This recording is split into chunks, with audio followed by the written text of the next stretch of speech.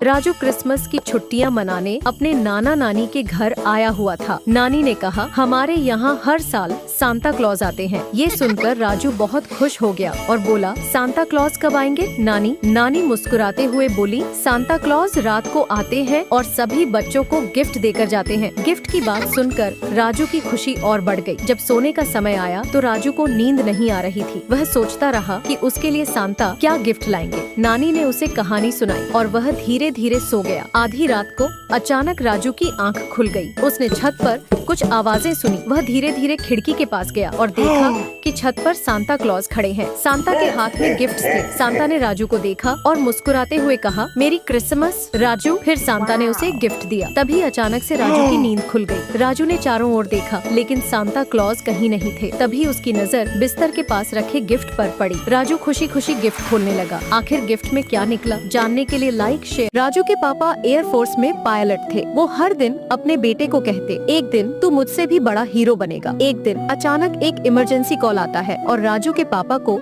तुरंत उड़ान भरनी पड़ती है। राजू खिड़की से उन्हें जाते देख रहा होता है। चेहरे पर गर्व था लेकिन आंखों में आंसू। मिशन के दौरान उनका फाइटर प्लेन दुश्मनों की मिसाइल से टकरा जाता है। पापा शहीद हो जाते हैं। जब राजू को यह खबर मिलती है वह कुछ दिन तक टूट जाता है, लेकिन फिर अपने पापा की वर्दी को छूते हुए एक वादा करता है, अब मैं आपका बदला लूंगा पापा। राजू दिन रात मेहनत करता है, एनडीए क्लियर करता है, ट्रेनिंग में टॉप करता है। आखिरकार राजू एक कमांडो पायलट बन जाता है। एक मिशन में उसे पाकिस्तान सीमा पर घुसपैठ रोकनी होती है। राजू अपने साहस और तेज दिमाग से पूरे आतंकी कैंप को तबाह कर देता है और तिरंगा फहरा देता है और कहता है, पापा मैंने आपका बदला ले लिया। मिशन के बाद जब राजू बेस कैंप लौटता है, लेकिन तभी राजू को एक सीक्रेट रिपोर्ट मिलती है। दुश्मन अब साइबर अटैक और जैविक हथियार से भारत पर वार करने की तैयारी कर रहा है। सरकार ने ये खुफिया मिशन राजू को सौंपा, ऑपरेशन सिंदूर। राजू एक साइंटिस्ट बनकर दुश्मन के लैब में घुसने का प्लान बनाता है और अपने पापा को याद करते हुए कहता है, जो तिरंगे की कसम खा चुका है वो मौत से नहीं डरता, और दुश्मन देश में घुस जाता है। राजू लैब में पहुंचता है और वहां छुपे वायरस प्रोजेक्ट को तबाह कर देता है, लेकिन मिशन के अंत में राजू खुद भी उस वायरस से संक्रमित हो जाता है। आखिरी सांस लेते हुए राजू अपने टीम लीडर को रिपोर्ट भेजता है, मिशन पूरा हुआ, देश सुरक्षित है। मेरी माँ से कहना, पापा के बाद अब बेटा भी सरहद पर सो गया है।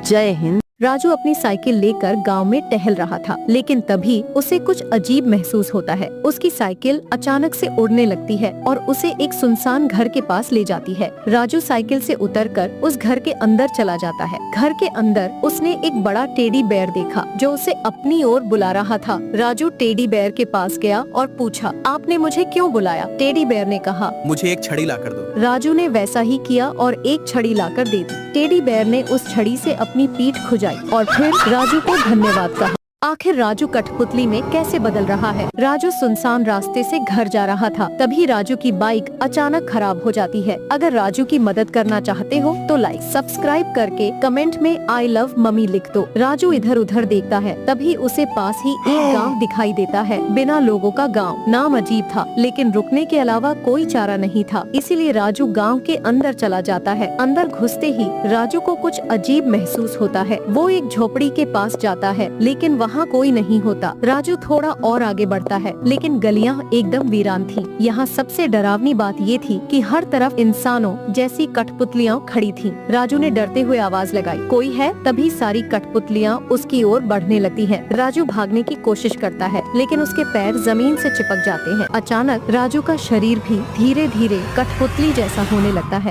फिर राजू पत्थर में कैसे बदल रहा है? राजू जंगल से घर जा रहा था, तभी राजू को जंगल में एक महल दिखाई देता है। राजू महल के पास पहुंचता है और दरवाजे पर लिखा हुआ देखकर खुश हो जाता है, क्योंकि दरवाजे पर लिखा था, इसके अंदर खजाना मिलेगा। खजाने की बात सुनकर राजू दरवाजा खोलकर अंदर चला जाता है। जैसे ही राजू अंदर पहुँचता है, दरवाजा ऑटोमेटिकली बंद हो जाता है। अचानक राजू के सामने एक डरावनी चुड़ैल आ जाती है। राजू उसे देखकर डर जाता है। चुड़ैल हंसते हुए राजू पर जादू कर देती है और धीरे धीरे राजू पत्थर में बदलने लगता है। आखिरकार राजू पूरी तरह से पत्थर में बदल जाता है। इसके बाद दरवाजे पर लिखा हुआ ऑटोमेटिकली बदल जाता है, क्योंकि ये चुड़ैल ने ही लिखा था।